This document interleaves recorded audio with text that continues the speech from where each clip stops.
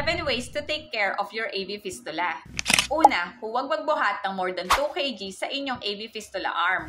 Ikalawa, iwasang daganan ang inyong AV fistula arm habang kayo ay natutulog. Ikatlo, huwag magpakuha ng inyong blood pressure sa inyong AV fistula arm. Ikaapat, huwag kumuha ng any blood sample sa inyong AV fistula arm.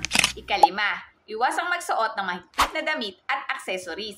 Ika-anim, laging i-check ang trill at brewing ng inyong AV fistulahan. Ang trill ay ang buzzing sensation o vibration, while ang brewing ay ang oozing sound na naririnig gamit ang stethoscope. I-report agad kapag nawala ang brewing o trill ng inyong access.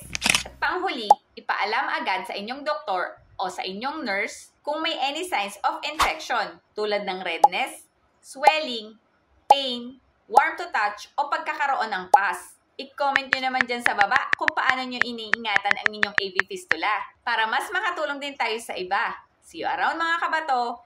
Bye!